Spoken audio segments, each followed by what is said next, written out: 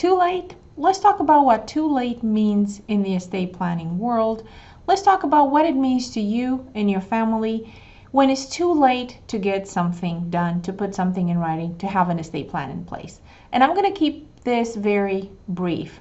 Basically, it goes like this. Let's talk about incapacity. Incapacity means you're unable to make decisions. If that happens to you or to anyone, if someone becomes unable to make decisions, to pay their bills, to take care of their kids, to file their taxes, to do whatever you do every day, they have two options. One is having a power of attorney in place, a document that says, if I become incapacitated, then I appoint this person.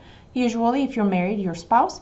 If you're not, let's say a kid, your cousin, a friend, and ideally you have an alternate to that.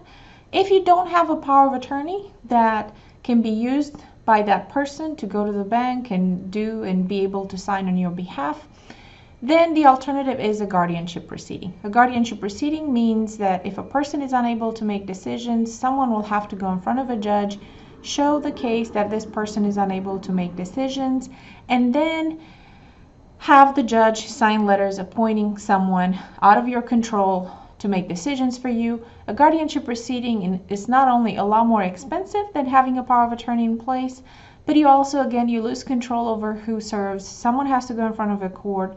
You have to keep annual accountings and so on. Ideally, you choose your trusted person and you talk about your wishes, you talk about your assets. Now, let's talk about death. What is being too late means. Oftentimes, I hear, my mom wanted to sit down and get something in writing, but we never got around to it. Grandpa really wanted this. I know he's been telling our wishes, but nothing was done in writing. That is too late. When someone passes and they don't have anything in writing, words don't matter, okay? What he said, what his wishes were, don't matter unless it's done in an official document. What happens then? A probate will likely be required. So if there is no estate plan in place, no trust or transfer on death deed or any other estate plan instrument in order, in place, the person's estate will likely have to be probated, meaning that, again, someone will go in front of a judge and go through that whole legal process.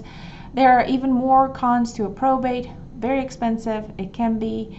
It's public process. You have to publish for creditors. You have to deal with all kinds of people and processes, and it really provides an avenue for conflict, for people with bad intentions to cause issues with the family, unnecessarily so.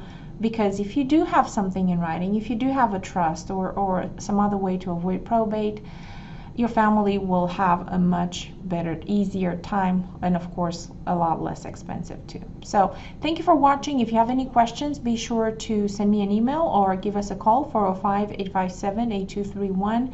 Be sure to subscribe to our YouTube channel so you receive notifications when new videos are posted, and thank you for watching.